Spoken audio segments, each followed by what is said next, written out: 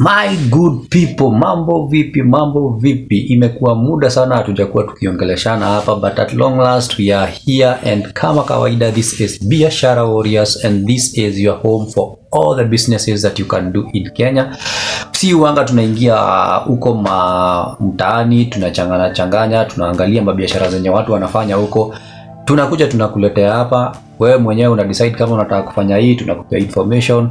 And then you can just decide on what to do. But today I want us to talk about something very different, although it's somehow related to the businesses, but at least I think we should just deviate from the businesses kidogo and try to see how we can help other people when it comes to other matters like immigration and the like of the things. So nimekuwa nikiona vitu mingi sana zikihappen, and like now watu so many people are trying to move outside the country, and so many of them hawajui where they are supposed to be starting, and you find out that so many people wanakuwa conned a lot of money in their pursuit for greener pastures.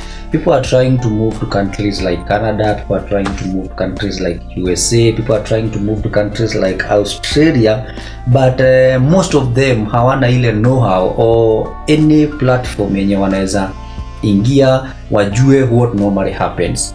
For example, I'm finding it so what do I say?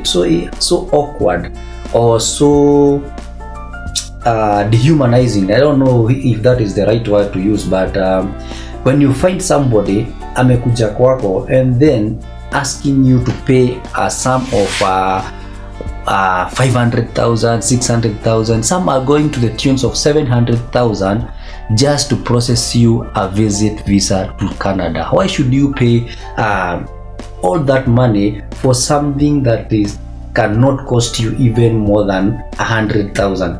It's not even 100,000.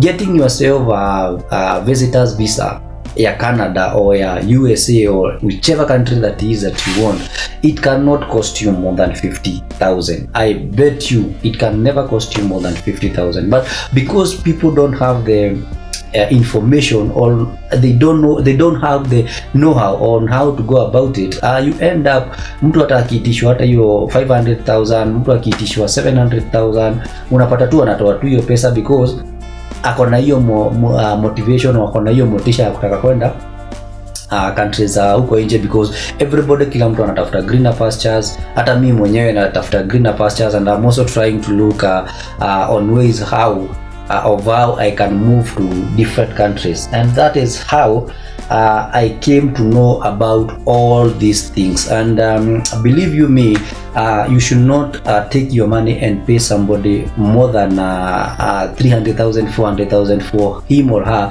to secure you a visitor's visa, especially those people who want to move to Canada. Please, please, please, please, please, you guys, mnaibiwa, mnaharamiwa pesa yenu yote. You work so hard for your cash. Wewe unaenda unatafuta pesa yako na nguvu na jasho, alafu unaenda unachukua pesa yako yote unapelekea mtu ati anakutafutia a visitor's visa. Some others are going to banks, they are taking the loans. Others wanaenda sijui kwa Shairo or wherever the places that they are getting the money.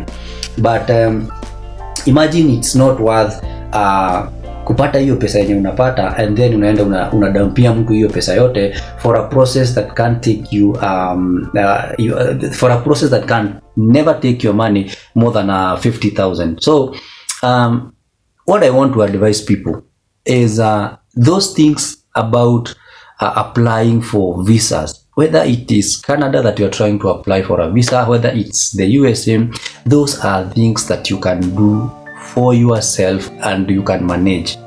There is no need of going to a bank and getting a loan of 700,000, and then at the same time when you are filling the visa information, you need a bank statement that is even more than 700,000. Why? The question I normally ask myself is, why don't you use the 700,000 to create a very good statement for you to acquire the visitor's visa? Because one of the requirement of a visitor's visa is you are supposed to be having enough funds that can sustain you when you have gone to countries like those ones that I've mentioned, USA or Canada. That is one of the prime requirements.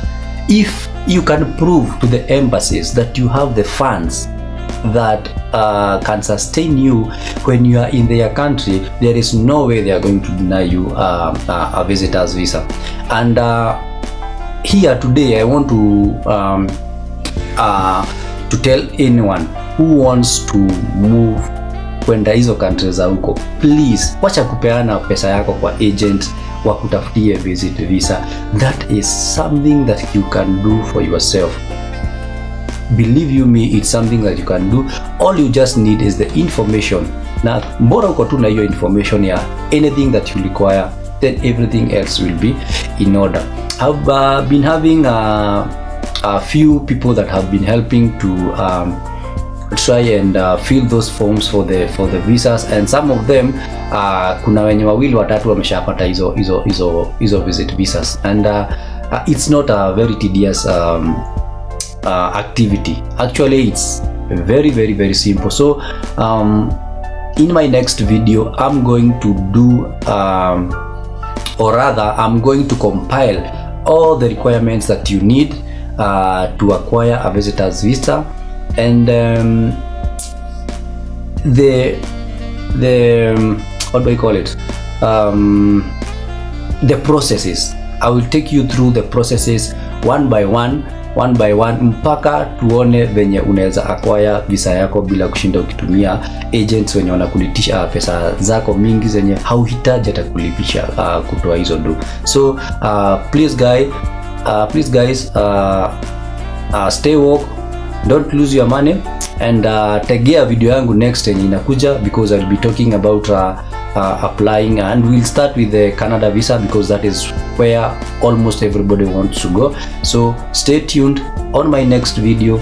That is what we are going to cover. And please, for those of you who have not subscribed, please consider subscribing this channel. We normally do business post, but at least we'll be mixing here and there so that we can help somebody else who also want to do something else. So it's has been your boy Richie. Kama kawaida, this is Biashara Warriors. Don't forget to subscribe. See you on the next one.